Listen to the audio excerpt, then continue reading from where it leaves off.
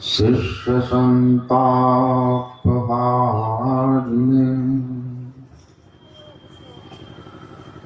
सच्चिदानंद रूपाय रामाय गुरु सद्गुरु सुखदा महिमा कहे सत प्रकाश बाबा से सुन रहे हैं जो कुछ आज 2 दिवसीय कार्यक्रम में इस पावन मंच पर विराजमान अर्चनीय कोषाध्यक्ष श्री ब्रजकिशोर टेकरीवाल उर्फ मंटू बाबू, माननीय मंच संचालक डॉक्टर महेंद्र बाबू, उपस्थित सत्संग प्रेमी महानुभाव, धर्मानुरागिनी माताओं एवं धर्मशीला बहनों, आप श्री सत्य प्रकाश बाबा से सुन रहे हैं एक सुंदर कार्यक्रम जहाँ पर कि संत मत सत्संग हो रहा है। 2 दिवसीय संत मत सत्संग और प्रातः अभी आज का दूसरी पाली का कार्यक्रम चल रहा है। महर्षि अरविंद के दिखा रहा हूँ दूर दराज से उक्तियों को उद्धृत करते हुए कहा था, जो अंग्रेजों से भी अधिक क्रूर है,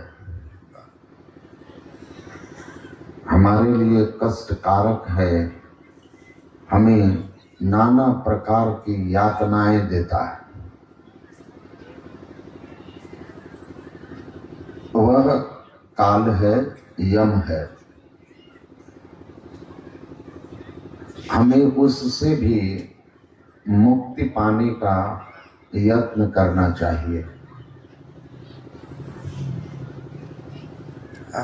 उन्हीं की एक वाणी है, बाबा से सुन रहे हैं इस 2 दिवसीय सत्संग। वो कहते हैं जो कि झारखंड के कि संत लोग यहाँ क्यों आते हैं, मैं यहाँ क्यों आया हूँ। महर्षि अरविंद ने कहा, I am not here for introducing myself to you, but I am here introducing you to yourself. मैं यहाँ आपको अपना परिचय देने नहीं आया हूँ, मैं आपको आपसे परिचित कराने आया। आपको अपना परिचय नहीं मालूम है। भगवान राम भी यही कह रहे हैं कि हम आपको आप से परिचय कराने आया हूं और साथ ही साथ आप जहां रहते हैं उस स्थान से भी परिचय कराने आया।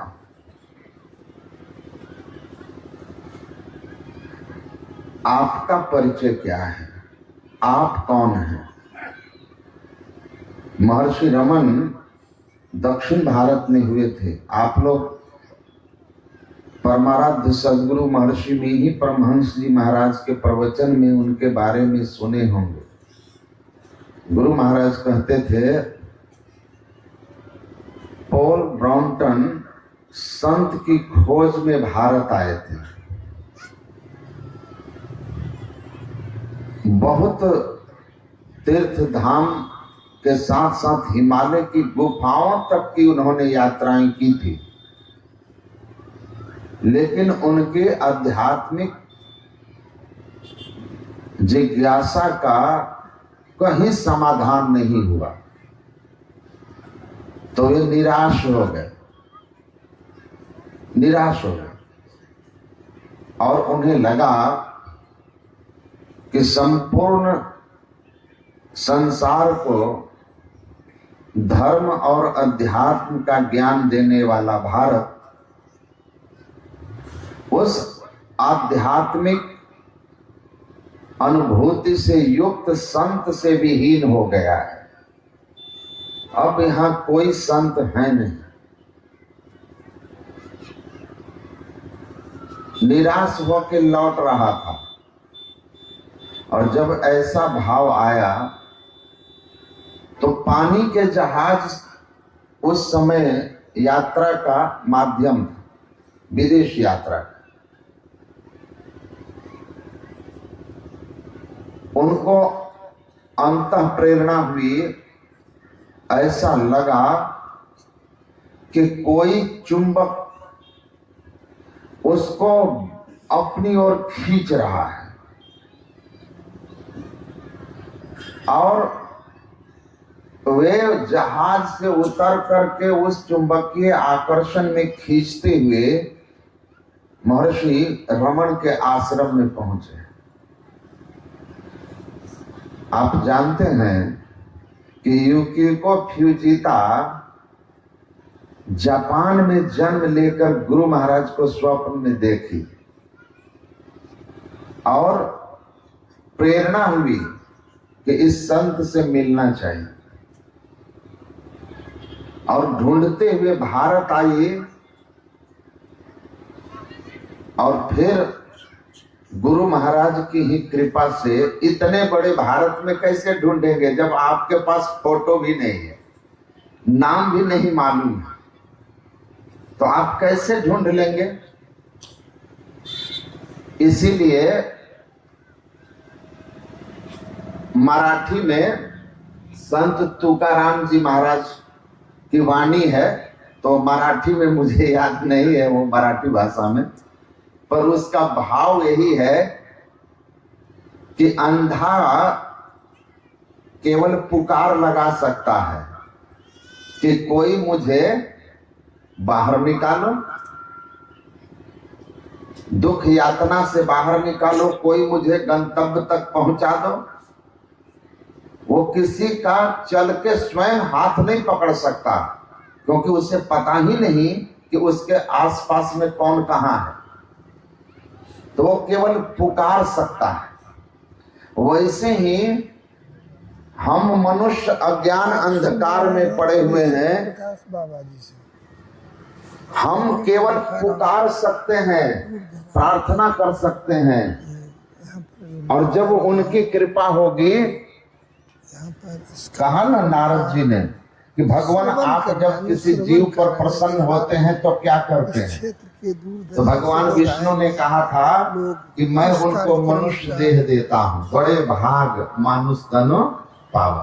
बाबा से सुन रहे हैं श्री सत्य प्रकाश। हमारी पहली कृपा जब किसी जीव पर होती है तो आकर 4,84,000 जोनि भ्रमत्य जीव अविनाशी, फिरत सदा माया कर प्रेरा, काल कर्म स्वभाव गुण घेरा, कबहों के करी करुणा नर देही, देत ईश बिनु हेत शनेही।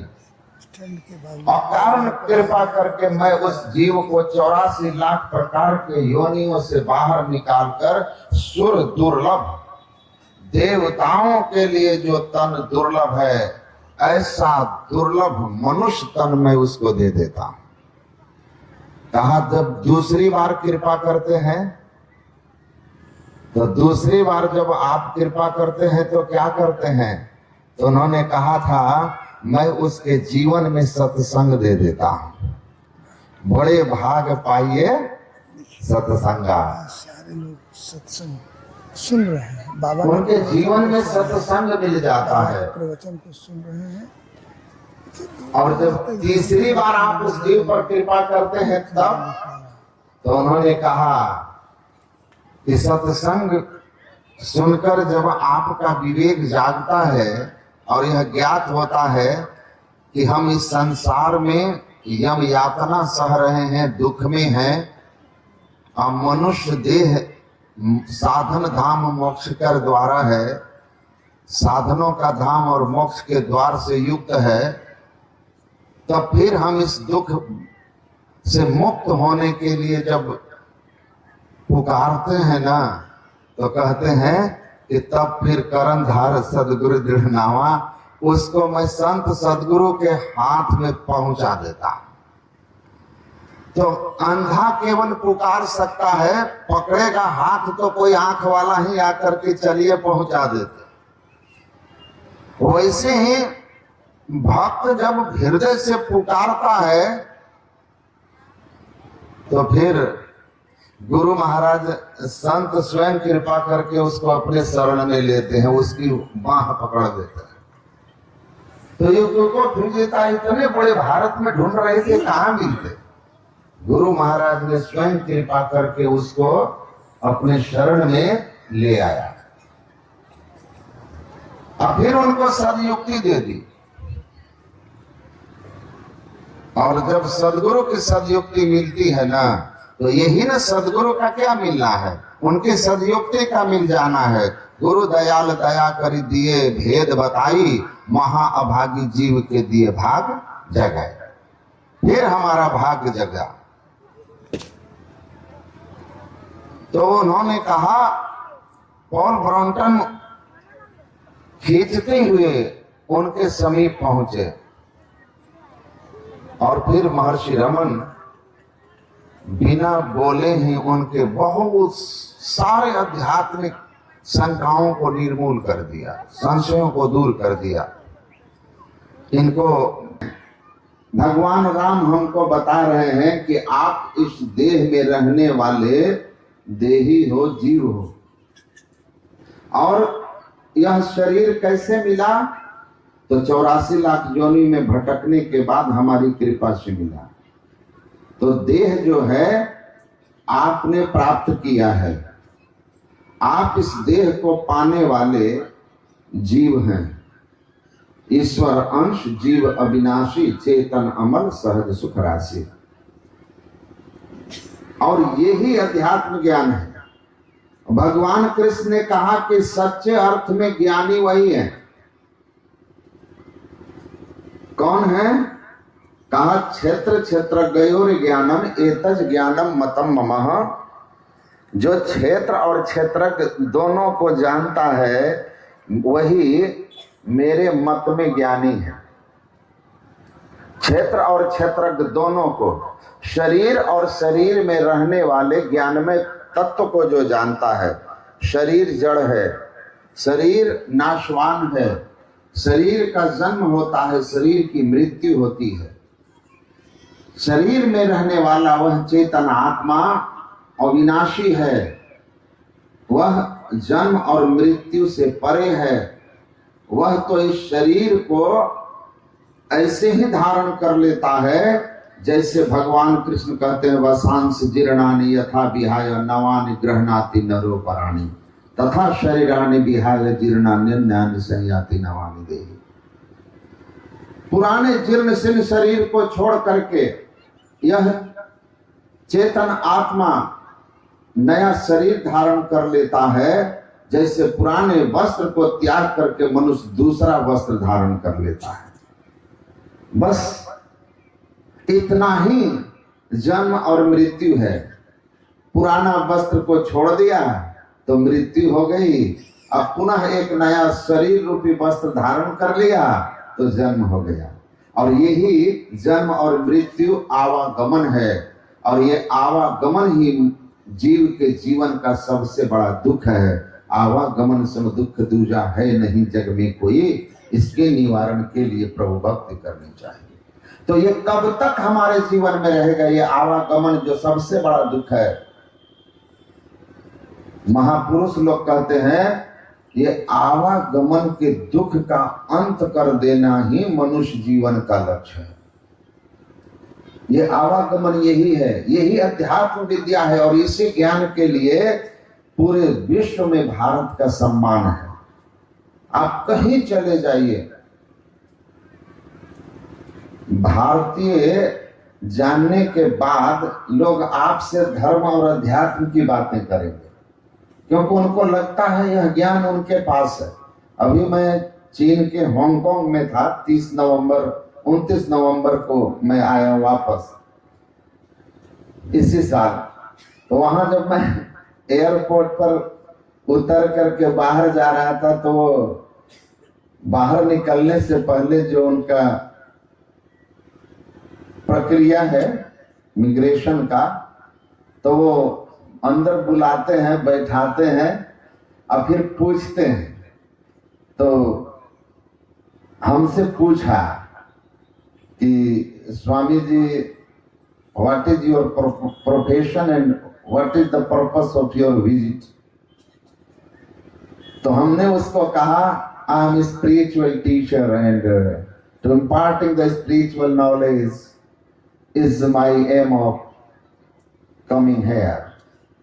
तो मैं एक आध्यात्मिक शिक्षक हूँ, एक आध्यात्मिक प्रचारक हूँ, अध्यात्म प्रचारक हूँ और अध्यात्म ज्ञान सिखाना यही मेरे उद्देश्य है और इसीलिए मुझे बुलाया गया है। तो मैंने बताया। तो जब मैंने कहा मैं स्पिरिचुअल प्रीचर, तो उधर से जवाब आया स्पिरिचुअल टीचर। मैंने कहा टीचर, उनको लगा मैं कहा टीचर। टीचर माने शिक्षक, तो शिक्षक भी ज्ञान ही देते हैं। तो मैंने कहा हाँ हाँ, यस यस यस। तो फिर उधर से उत्तर आया, we know mathematics teacher, science teacher, language and literature teacher, social science teacher, what is spiritual teacher. मतलब हम जानते हैं विज्ञान के टीचर हो, शिक्षक होते हैं, उसके साथ साथ जो है गणित के शिक्षक होते हैं, विज्ञान के शिक्षक होते हैं, सोशल विज्ञान के मतलब इतिहास भूगोल आदि के शिक्षक होते हैं, भाषा और साहित्य के शिक्षक होते हैं। तो ये कौन सा सब्जेक्ट है?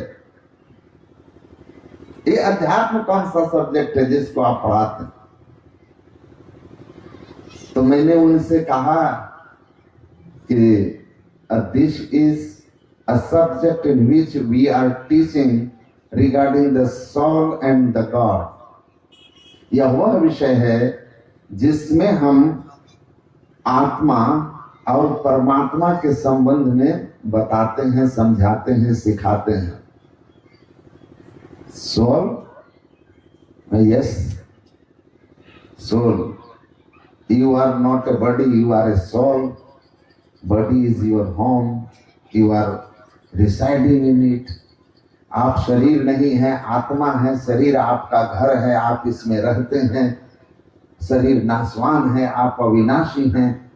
जब मैं इस तरह से कहने लगा तो उसको लगा ना कि मैं क्या बोल रहा हूं, उसके समझ में ही नहीं आ रहा।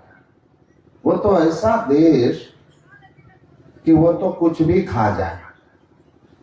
वो तो कहते हैं जो हिला सो गीला। मतलब जिस किसी वस्तु में भी प्राण है ना, जीवन है, वो सब हमारे लिए भोजन है। सांप खा जाए, बिच्छू खा जाए, कुछ भी खा जाए। वो तो कॉकरोच को फ्राइड करके खा जाते हैं पकौड़ा बना के। तो मैं जब कह रहा था तो उनको आश्चर्य हुआ। बस इतना ही कहा कि वी नो ओनली शरीर के लिए होता है, शरीर सुख के लिए होता है। शरीर सुख मतलब इंद्रिय सुख। अब गुरु महाराज कहते थे जो मन इंद्रियों को सुहाता है लोग उसको सुख कहते हैं, और जो नहीं सुहाता है उसको दुख कहते हैं। लेकिन मन इंद्रियों को सुहाने वाला जो है वह विषय है, और विषय का सुख जो है वह कभी संतुष्टिदायक नहीं होता है और परिणाम में दुखदायक होता है। असली सुख क्या है? आत्म सुख है। तन सुख मन सुख ना सुख तेरो, आत्म सुख निज तेरो, अतु तन मन सुख निज के जानियो, भयो काल को चेरो। आप जो काल के बंधन में पड़े हुए हैं ना, जिसकी यातना हम सह रहे हैं, उस यातना से मुक्त होना है। तो गुरु महाराज कहते हैं कि आप तन सुख मन सुख ना सुख तेरो, ये तन मन को सुहाने वाले सुख को अगर अपना सुख मान करके इसी के पीछे लगे रहे तो भयो काल को चेरो, ताव कीजिए और उसे उठा करके मूर्धा में ले जाइएगा। उसको कहते हैं चौथी अवस्था। यही योग है, और यही योग करने के लिए मनुष्य का देह है। इसीलिए भगवान कृष्ण ने अर्जुन से कहा था, तपस्वी भी धिको योगी, ज्ञानी भ्योपि मतोधिक, कर्मी भ्यश्च अधिको योगी, तस्मात् योगी भवार्जुन। बहुत सारे धर्मशास्त्र को जानने वाले हों आप, लेकिन योग का मार्ग पता नहीं है। एक दृष्टि सम सरकर जाने नहीं जानते हैं। ईड़ा तिष्ठति बामेन पिंगला दक्षिणेन्तु तयोर मध्य ब्रह्म स्थानम यस्तम वेद सवेद्विद। ये बाई ईड़ा दाहिनी पिंगला और दोनों के मध्य में जो सुषुम्ना है, जो मोक्ष का द्वार है, इसका भेद अगर आप नहीं जानते हैं तो फिर कह रहे हैं कि फिर आपका मनुष्य शरीर पाने का क्या फल। गंग जमुन जुगधार मधई सरस्वती बही, अब फूटल मनुष्यवा के भाग दुर्गम नाही लही। योग की साधना, ध्यान योग की साधना जान लीजिए, बड़े बड़े तपस्वियों से बढ़ करके है। बड़े बड़े कर्मकांड, बड़े बड़े यज्ञ करने वाले याज्ञिकों से बढ़ करके यह योग की साधना है। यही मोक्ष का मार्ग है। इसी के लिए मनुष्य देह है, और ये किए तो देव दुर्लभ है, और नहीं किए तो देव दुर्लभ तन पा करके भी व्यर्थ चला गया। एक सेठ जी थे, बड़े धनवान थे।